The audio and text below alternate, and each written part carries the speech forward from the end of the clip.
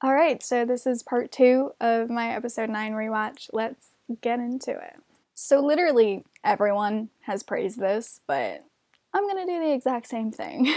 So 2121 is very important. In the original, it is the time of the clip in which Isaac and Evan have their first kiss, and then in episode 9, it is also the time in which they get reunited. Super famous, award-winning, I'm pretty sure, clip, the Oh Helga Not clip. Everyone knows that clip, right? And it happens at 2121. Druck said, no, we're not gonna do that. We're gonna have our 2121 clip be with Matteo hanging out with his friends and celebrating the fact that they are done with their exams. And I love it. I think it's so perfect, right? This season is about building bridges. I've said it so many times. The season is not just about David and Matteo. Druck really hit home that fact. They really did make this season focus on Matteo and his journey and his growth, and how it is about him learning not to isolate himself and learning to be vulnerable with people. And no shade at all. Totally no shade. Definitely no shade. But I do think that other remakes could use this season for promotion to kind of get in the gays' good graces. And because of that, they tend to really focus the season on the romance and not as much on anything else. And Druck said, no, I see you, and I say no. And like I said before, Druck has done a really, really great job of framing Matteo's growth as being for and about himself. And yes, it is catalyzed definitely by his feelings for David and that relationship. But at the end of the day, Matteo is the one who brings himself out of his spiral and starts reconciling with people and starts building bridges. And he doesn't do it because of David. You know, all of that happens while their relationship is still very much up in the air. He doesn't do it to get back with David or anything like that. He does it for himself. And I think making the 2121 clip about him and his friends is the cherry on top to that. And the main message of that 2121 clip is, you are not alone. And this clip shares that exact same sentiment, except it's not about Matteo and David. It's about Matteo and his friends. And they're saying a similar thing here, you know, like we're always going to be brothers, we're always going to be friends, we're always going to be here for each other. That's the same thing as you are not alone. It has that same love and care attached to it, except it's a platonic love. And Matteo gets real vulnerable, real soft here, openly saying and mimicking that sentiment of love and that platonic love that he has for his friends. And being so vulnerable and having so much love within him right now reminds him of David, absolutely. Because he wants to share this with him too. And I think that's really sweet. And even though this 2121 clip isn't about Matteo and David, David definitely still has a place there. He's still in Matteo's mind, absolutely. Matteo wants him to be here right now. He wants to be with him. He wants to share this moment with him. And I do like that he has this serious conversation with Abdi, because unfortunately Abdi is the least developed of the guys, which is really unfortunate. But I do like that they were self-aware enough to give him this serious moment instead of giving it to Jonas. Or even Carlos, because I do think Carlos has proved himself to be very emotionally mature. You know, he was the one who always noticed that there was something off with Sarah and Matteo. He was the one who texted Jonas about Matteo maybe not being okay. But Abdi really hasn't gotten much in that vein. So I really like that they give this to him. I think that was a great choice. I just wish there was more of it, you know. And everything that he says is right. Matteo definitely still has that instinct to want to be with David, right? We know that that is his instinct. We know that from episode 5. He wants to be with David, physically wants to be around him. That is the way that he comforts people, and that he himself is comforted, is by being around people. But he's doing it, man. He is still doing it. He is still respecting David's boundaries. He is still giving David that time, even if he wishes that it was different and that he could be with him. Even though that instinct is still there, he isn't acting upon it.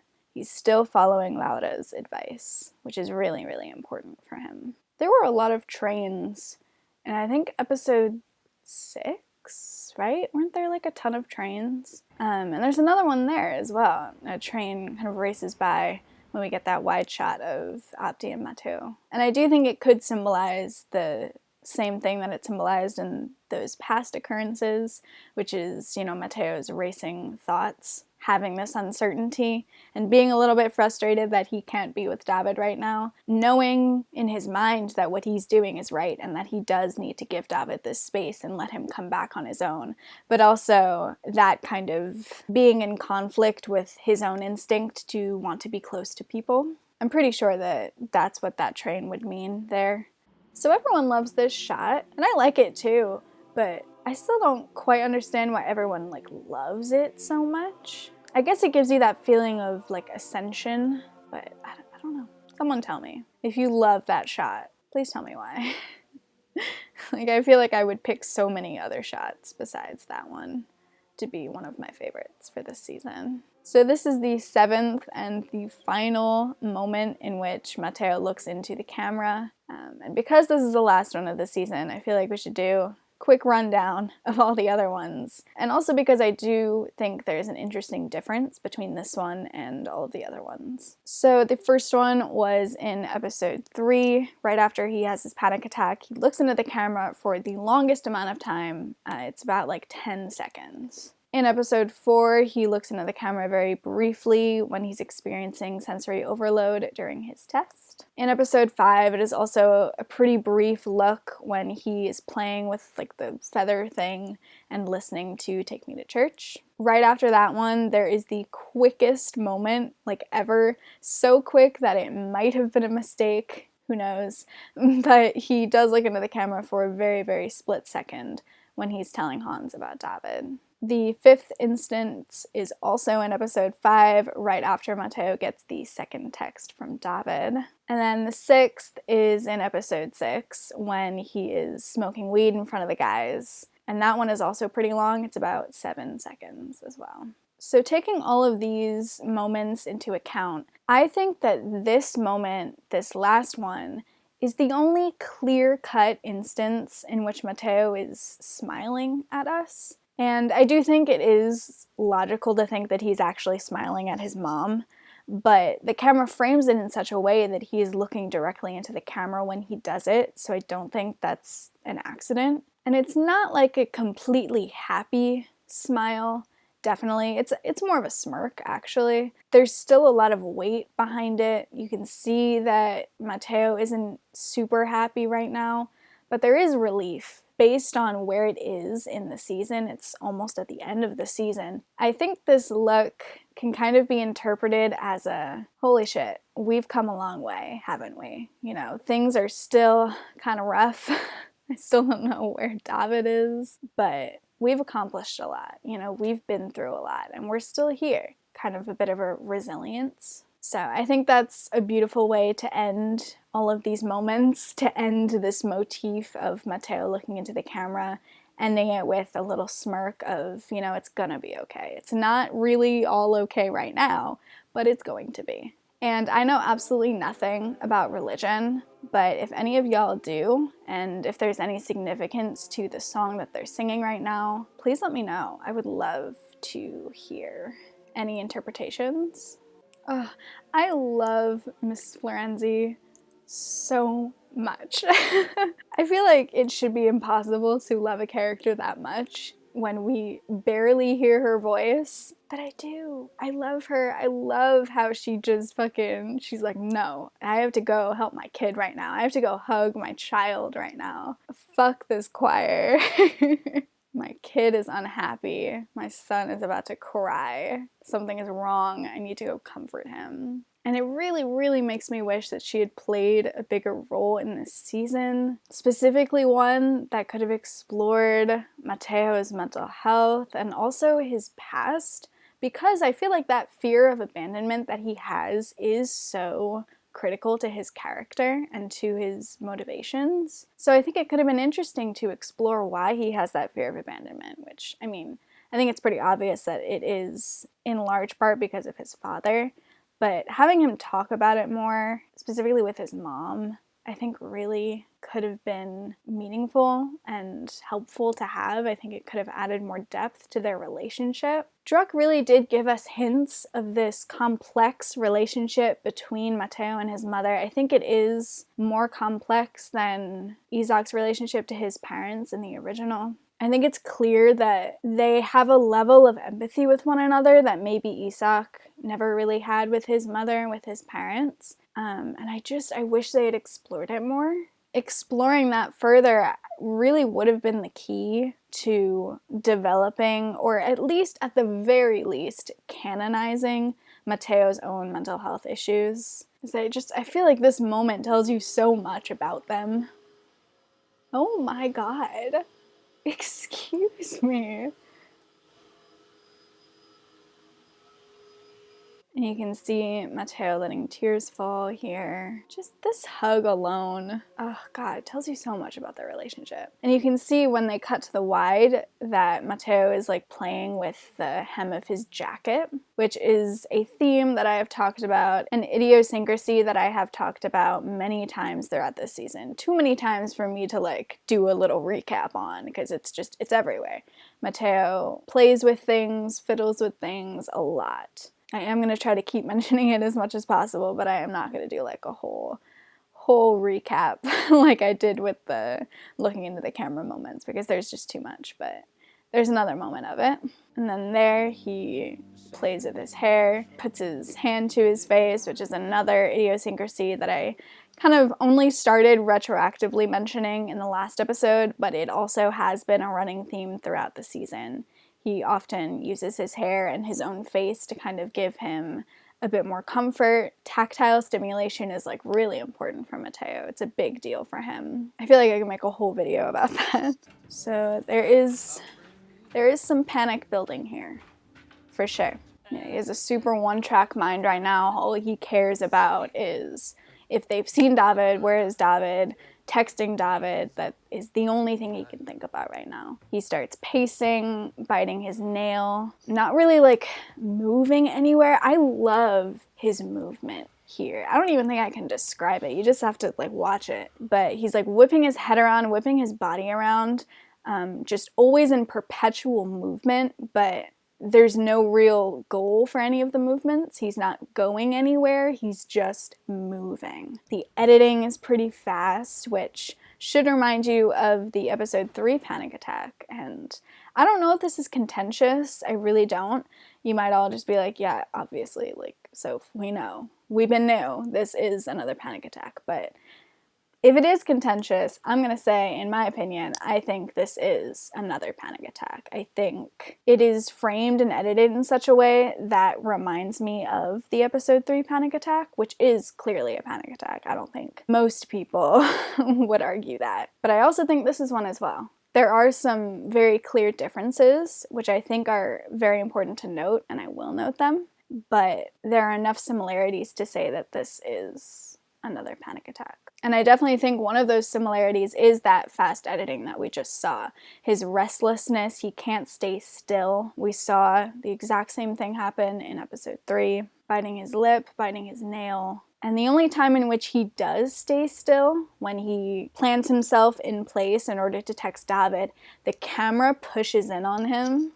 So there is still that sense of restlessness and panic. Even when he's standing still, the camera makes sure to kind of pick up on that movement and not let it be still for too long. And then as soon as he's done texting David, he goes back to just kind of aimlessly moving around and biting his lip, biting his nail. He uses his sheets to kind of like cover his face, which I do think is another way for him to get like some kind of comfort from tactile stimulation once again. He's breathing pretty heavily. Yeah, he's playing with his phone here, playing with his hair and his face again. To me, this is clear. This is another panic attack. But there are definitely some differences. And I think the differences are really interesting, and they show another major growth for Matteo. I think all of the differences that I'm about to talk about show that Matteo is more able to cope with the panic that he's feeling here, compared to how he was in episode 3. So unlike the one in episode 3, he doesn't throw anything, he doesn't really like tear up like he does there. He doesn't self-medicate with weed or music. I think the main ways that he tries to comfort himself and calm himself down are, like I said, the tactile stimulation, the biting of the nails, the, playing with his hair, playing with his face, the sheets, all of that, which aren't necessarily maladaptive. And then also by texting David. I think that is another way that he is trying to cope with this panic, is communicating with David, letting him know what the plan is, trying to figure out some kind of plan, trying to bring some certainty back. So that's a huge difference, right? And I think that clearly does show that Matteo is more able to cope with this panic that he's feeling because he doesn't self-medicate with anything bad. And then another big difference is that this is silent. This scene is silent. There's no music here. And that's very different from the episode 3 panic attack, which used the music from the party and used its crescendo to really beautifully parallel how Matteo's panic was just getting worse and worse and worse and getting even more overwhelming.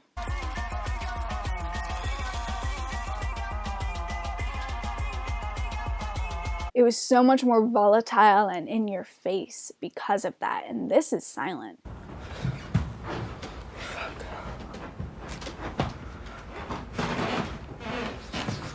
It is just as tense, I think, because of the editing and because of how restless Matteo is. But they don't use extra music to make it even more overwhelming, to make it even more panicky. And I do think that that is yet another indicator of Matteo being more equipped to handle this than he was back in episode 3.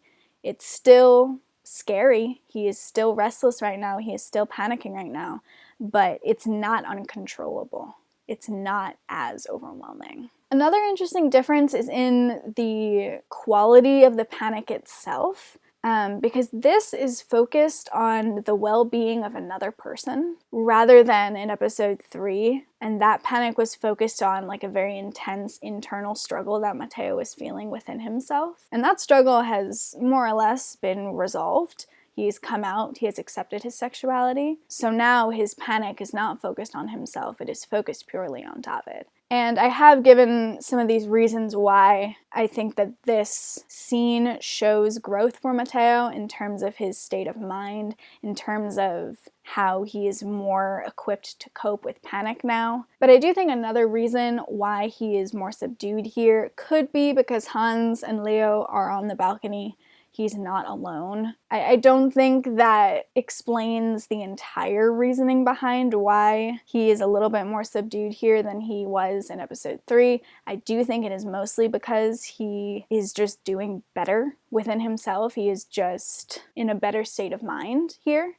But it is still important to note that might be one other factor, and I don't think you can just ignore it. In the latter half of the season, Druck does drop some very minute details, some clues that are definitely up for debate that point to Matteo still having a mental illness, despite things getting better with David and things getting better in his life in general. Things obviously aren't better with David right now, but his other relationships have really been healed at this point. But even despite that, he's still panicking here. He's still having a panic attack here. So you could read this as Druck saying, hey, Matteo still has that mental illness. We're not going to do anything more besides that, but he still has it. There are other, like I said, very small hints in the next episode that a lot of people have picked up on that also point to Matteo still being introverted, still being possibly depressed. Even despite things like really being better in his life. But we all know my thoughts on how Druck handles / doesn't handle Matteo's mental illness, but I do still think it's kind of strange how they make an effort to still make it consistent, but don't really canonize it. Either way, I do think that this scene shows growth for Matteo, regardless of the whole mental illness thing that I talk about so much. It does show growth. He is more equipped to handle this panic attack than he was handling the panic attack in episode 3. He still has a panic attack, which I think is extremely important to talk about, but he deals with it a lot better. So that's all I'm going to talk about for this part. I will see y'all in the next one to finish up the episode.